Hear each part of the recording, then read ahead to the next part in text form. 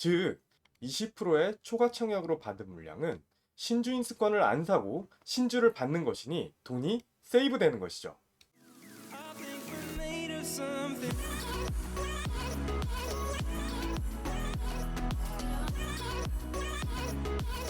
I think we're made of something. 안녕하세요. 재테크 멍멍이 불멍입니다. 오늘은 기존에 말씀드린 것처럼 대한항공 유상자 2탄 초과 청약을 이용해서 평단 낮추기 효과를 말씀드리려고 합니다. 정확하게는 초과 청약을 이용해서 신주를 취득하는 데 들어가는 비용을 낮추는 방법인데요. 한번 확인해 보시죠. 컨텐츠입니다. 초과 청약을 하게 되면 왜 비용이 아껴지는지를 확인할 수 있고요.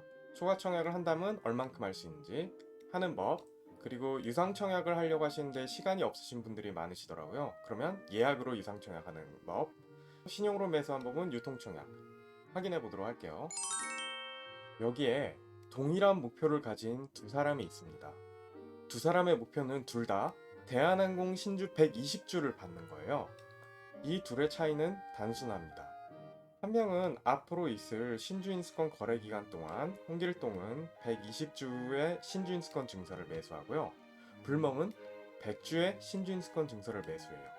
그 다음에 확정가 발행일이 지나고 청약일날 무엇을 하냐면 홍길동은 120주에 대한 유상 청약을 시도합니다. 왜냐하면 120주를 샀으니까 본인은 신주 120주를 받겠다는 얘기죠.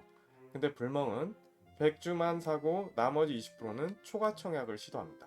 최종적으로는 120주의 신주를 받아요. 근데 불멍은 평단이 낮아지는 효과가 있죠. 여기서 왜 불멍은 신주를 취득하는데 평단이 낮아지는 효과, 즉 신주 취득 비용이 낮아지는지를 확인을 해보겠습니다. 홍길동과 불멍이 있죠. 홍길동은 이 거래 기간 동안에 120주를 보유해서 신주 인수권을 매수한 평단이 둘 다 신주 인수권을 10,000원에 샀다고 해볼게요. 그러면 신주를 받기 위해 쓴 돈은 홍길동은 120만원, 불멍은 100만원이죠. 그 다음에 신주 확정가액이 2만원에 한 주당 결정되었다고 해볼게요. 120주를 신청하고 홍길동은, 불멍은 100주에 20주는 초과 청약으로 신청을 해요. 그 다음에 주주 청약일날 120주 곱하기 2만원의 돈을 둘 다 동시에 똑같이 내죠. 그 다음에 신주 상장일 날에는 평단 2만원에 120주가 둘 다 동시에 들어와요. 하지만 이 둘의 신주를 받기 위해 쓴 돈 총합을 보시면 홍길동은 360만원을 썼고 불멍은 340만원을 썼어요. 즉 한 주당 취득 비용이 홍길동은 3만원이고 불멍은 2.83만원인 거예요. 신기하죠? 도대체 어디서 차이가 날까요? 이 차이가 나는 핵심은 바로 초과 청약을 하는 부분은 신주인수권을 안 사도 청약이 가능한 것에서 모든 게 와요. 즉 20%의 초과 청약으로 받은 물량은 신주인수권을 안 사고 신주를 받는 것이니 돈이 세이브 되는 것이죠. 그럼 초과 청약은 얼만큼 할 수 있는지, 그리고 어떻게 하는지를 알아볼게요. 초과 청약은 얼마나 할 수 있나요? 신주 인수권 매수하신 물량의 20%까지 가능합니다. 유상 청약에 공고에서 가져온 내용인데요. 초과 청약에 대한 배정이 있죠. 초과 청약 비율이라는 게 있어요. 바로 한 주당 0.2주, 즉 20%까지 가능하다는 거죠. 만약에 100주의 신주 인수권을 사서 있다면 100주는 20주까지 초과 청약이 가능하다는 뜻이에요. 유상증자하는 기업마다 약간 다르긴 하지만 초과 청약 퍼센테이지는 약 20%라고 보시면 돼요. 신주인수권 100%를 청약해야 초과 청약이 가능합니다. 또한 한 주 미만은 안 돼요. 그러니까 신주인수권 4주를 가지고 계신 분은 초과 청약 못 넣겠죠? 왜냐면 여기에 20% 해봤자 0.8주니까요. 최소 5개는 가지고 계셔야 초과 청약 한 주를 넣으실 수 있어요. 초과 청약도 넣는다고 100% 되는 게 아니에요. 이 초과 청약도 경쟁률에 따라서 받게 됩니다. 그럼 이 초과 청약은 어떻게 할까요? H테스로 하셔도 되고 증권사에 전화하셔도 되고 증권사에 직접 찾아가서 하셔도 되는데요. H테스로 초과 청약하셔도 돼요. 다만 몇 가지 정확하게 알고 청약을 해보도록 하세요. 저는 키움의 한 화면을 캡처해 봤는데요. 만약에 100주의 신주 인수권을 매수해서 가지고 계셨다고 가정을 하면 청약을 100주를 하시겠죠? 그럼 여기다가 이제 100주를 넣고 그 100주를 다 꽉 채워야 이 초과 청약 주수의 20%인 20주를 넣을 수가 있어요. 그러니까 예를 들어 여기 청약 주수에 뭐 88주 이렇게 넣고 나 여기다 20주 넣을래. 이거 안 돼요. 본인이 청약할 수 있는 최대 한도를 다 넣고 나서야 그 다음에 초과청약 주수를 넣을 수 있습니다. 그러니까 이 밑에도 이렇게 나와 있겠죠? 초과청약 가능 수량, 초과청약 수량. 즉 100주를 만약에 했다면 초과청약 가능 수량은 20주겠고 초과청약 수량은 뭐 그 아래에서 고를 수 있겠죠. 그래서 이 초과청약이라는 말을 읽어보면 유상증자를 받는 구주주에게 초과청약의 기회를 부여해서 실권주를 우선 배정하는 방식으로 본 청약 시 초과청약분에 대해 청약을 받아 경쟁률에 따라 배정하는 방식이라고 나와 있어요. 100% 받는 건 아니에요. 초과 청약을 원하시는 경우엔 초과 배정 수량을 확인하고 초과 청약 주수에 입력하시면 초과 청약 신청이 됩니다. 하지만 초과 청약은 배정 수량을 100% 청약한 후에 청약할 수 있죠. 예를 들어 배정 수량이 100주면 100주를 다 입력하셔야 된다는 거예요. 초과 청약 수량에 대한 청약은 경쟁률에 따라 일부만 입고되고 환불금이 발생될 수 있습니다.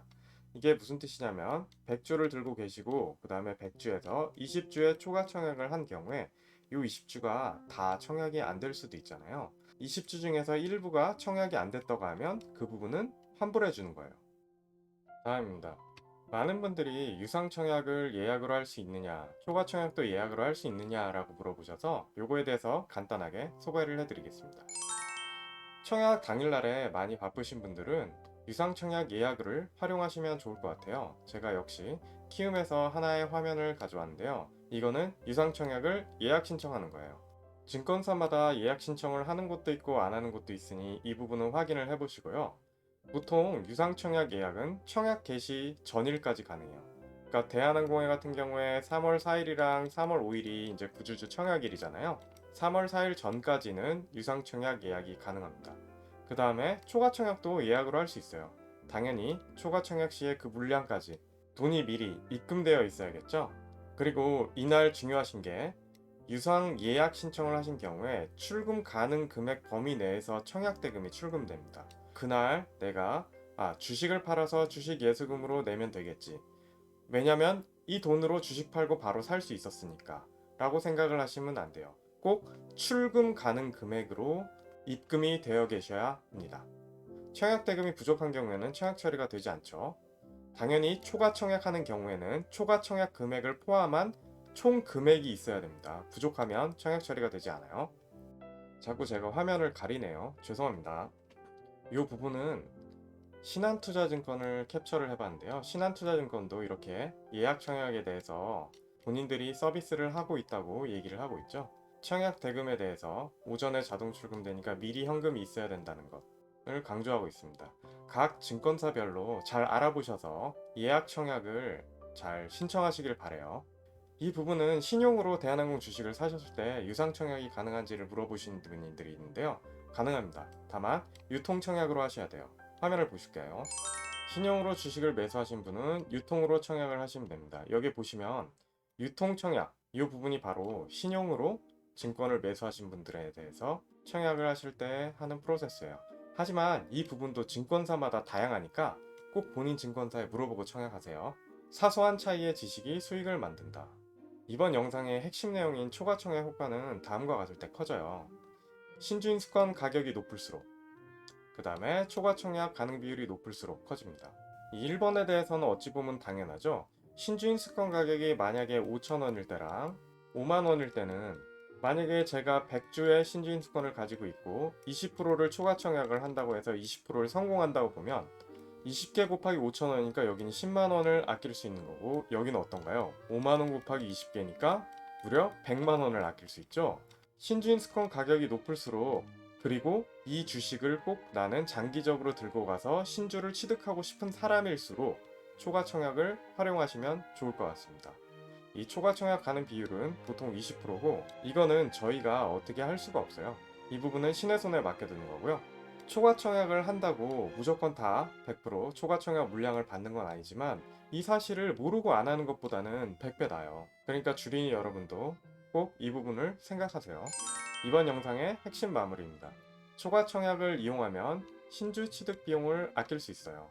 얼마만큼? 초과 청약하는 퍼센테이지만큼. 이 비용을 아끼는 부분의 핵심은 초과 청약 부분은 신주인 수권 매수 비용을 안 쓰고 할 수 있기 때문이에요. 하지만 초과 청약을 한다 해서 그 초과 청약 물량 20%의 100%를 다 받는 것은 아니죠. 그러니까 이 부분은 생각을 하시고요. 청약 당일날 바쁘신 분은 예약 청약을 이용하세요. 그 다음에 신용으로 매수하신 분은 유통 청약을 이용하시면 됩니다. 네, 오늘 영상 들으시느라고 수고 많으셨고요. 이번 영상에 대해서도 여러가지 질의나 궁금한 점 있으면 댓글을 달아주세요. 그러면 제가 궁금한 것들에 대해서 비슷한 내용을 추려서 Q&A로 다시 한번 영상을 만들어서 올리겠습니다. 이번 영상이 실제로 도움이 되었으면 좋아요 눌러주시고요. 앞으로도 주린이 분들에게 도움이 될 만한 영상을 계속 받고 싶으시면 구독 눌러주시면 감사하겠습니다. 감사합니다.